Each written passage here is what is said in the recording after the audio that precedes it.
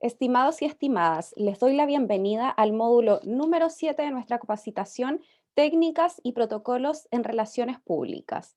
En esta oportunidad vamos a trabajar el orden de la ceremonia. Vamos a identificar las partes de los discursos propios de una ceremonia y del protocolo, y las características que le atribuimos a un buen orador u oradora. ¿Cuáles son las partes generales del ceremonial? En cada ceremonia o en acto vamos a tener ciertas partes, pero antes de ello vamos a retomar uno de los primeros contenidos que revisamos en esta capacitación en el módulo específicamente uno. Recuerden que mencionábamos que siempre vamos a tener un texto escrito, preparado, previamente planificado, pero si ese texto posteriormente se emite de forma oral en un contexto específico, se transforma en un discurso. Por ello es que mencionamos que texto más un contexto, una situación comunicativa de realización, es un discurso que se emite desde la oralidad. Y en este sentido podemos tener discursos de carácter privado, como por ejemplo aquellos que emitimos en una situación comunicativa privada, como una cena familiar de Año Nuevo, de Navidad, y discursos públicos que están dirigidos a una audiencia mucho mayor que tiene algún punto en común, es decir, lo que nos compete en esta capacitación. Las partes de la ceremonia, de un acto y de un evento siempre van a tener estos elementos. Primero, una contextualización. Luego, ciertas indicaciones generales que se van a ir moldeando de acuerdo con la ceremonia en la que estemos presentes. Posteriormente vienen los saludos. Luego, enlace de momentos del evento. Y posteriormente tenemos este elemento importantísimo del que vamos a hablar en este módulo, que son los discursos, para finalizar con las despedidas. Estas partes, como les mencioné y les reitero, son generales para cualquier tipo de ceremonia, pero se van a ir modulando de acuerdo con el tipo de evento. El discurso en el ceremonial. Los discursos en un evento tienen las siguientes secciones. Un saludo inicial, pero en ese saludo inicial tenemos que considerar siempre el orden de precedencia, esta norma regla básica para el protocolo.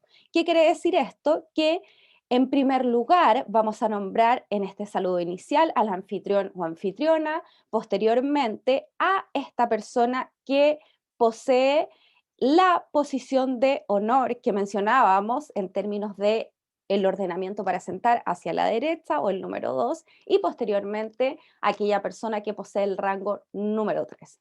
También es importante en los discursos que se emiten en un ceremonial identificar los nombres correctos de las personas que ahí asisten y también identificar los grados o tratamientos protocolares que ya vamos a ver a continuación.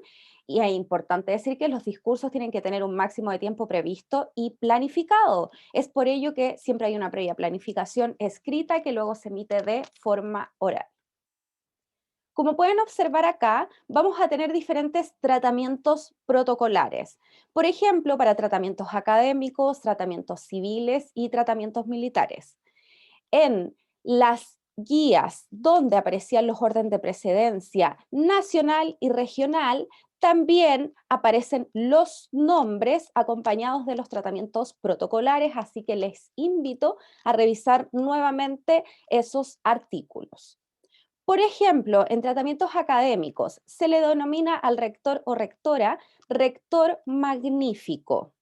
Luego, en los tratamientos civiles tenemos, por ejemplo, excelentísimo señor o excelentísima señora. También podemos tener en los tratamientos militares ilustrísimo señor o ilustrísima señora. Y luego tenemos algunos tratamientos que ya son más posteriores en términos de rangos, como señor o señora, don y doña. Pero siempre hay que nombrar de esa manera entonces para el saludo inicial y considerando, una vez más, el orden de precedencia. Respecto de las partes de un discurso, como cualquier otro tipo de texto u otro tipo de planificación tiene una introducción, un desarrollo y una conclusión. El tema es que se les denomina de diferente forma en el contexto discursivo. A la introducción se le denomina exordio y en este sentido existe una contextualización y es aquella en que el emisor o emisora del discurso contextualiza su intervención, o sea, señala el motivo, el propósito por el que se ha reunido la audiencia en ese lugar. Recuerden que en estos discursos públicos la audiencia puede ser heterogénea, es decir, diferente, pero siempre tiene un punto en común, porque se reúnen ahí. Y también en el exordio se identifica el tema y el propósito del mensaje. Posteriormente tenemos la exposición del tema propuesto o el desarrollo del discurso. Aquí se desarrolla el tema y el emisor o emisora. La idea es que utilice ciertos recursos discursivos, persuasivos para captar la atención de la audiencia y para lograr finalmente los propósitos de la emisión de su mensaje. En este sentido, es relevante mencionar que se deben cuidar por sobre todo los aspectos no verbales de la comunicación, como por ejemplo la proximidad, la gestualidad, la utilización de las manos, también la pronunciación, para poder complementar de buena manera la exposición y también se pueden utilizar ciertas tecnologías de la información y cualquier elemento que vaya a favorecer la adecuada recepción del mensaje, pero por sobre todo la captación de nuestra audiencia. Finalmente, tenemos la conclusión denominada en este contexto peroratio. Y acá se finaliza el mensaje, pero se finaliza el mensaje con alguna intervención. Por ejemplo, se pueden sintetizar los puntos principales de la exposición y también se puede cerrar haciendo mención a algún recurso persuasivo, es decir, algún recurso que llame la atención de nuestra audiencia, como por ejemplo un relato, como por ejemplo un video, como por ejemplo una anécdota. Pero hay que darle al discurso en el peroratio un cierre de broche de oro. Acá tenemos un ejemplo de discurso y quiero que puedan identificar los elementos anteriormente mencionados.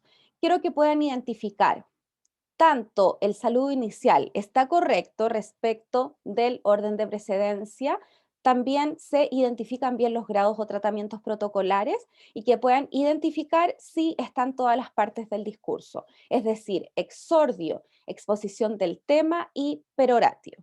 Esa es la actividad de este módulo. También acá tienen dos videos. La idea es que observen estos dos videos y puedan identificar quién es mejor orador y por qué. ¿Qué características finalmente les van a atribuir ustedes a un buen orador u oradora? Es decir, aquella persona que expone un discurso ante una audiencia, un discurso público, ante una audiencia que tiene algún punto en común para ahí reunirse. Entonces tenemos esas dos actividades. En general, ¿qué características le vamos a atribuir a un buen orador u oradora? Primero, prestancia, presencia, preparación, porque recuerden que previamente tiene que existir una planificación, un texto que posteriormente se emite discursivamente y que se haya practicado también. Y esta práctica y previa planificación le otorga credibilidad al discurso. A veces también es importante acudir a fuentes confiables para integrar información en nuestros discursos y ahí tenemos la credibilidad. La dicción, sumamente importante, la pronunciación, el vocabulario, no realizar repeticiones léxicas, sino utilizar una variedad de palabras y acá tenemos también los registros de habla, que se adecue a un registro de habla formal y puede ser culto también, culto formal o culto informal. Esas van a ser las variaciones que se utilizan en estos discursos públicos, pero por sobre todo culto formal.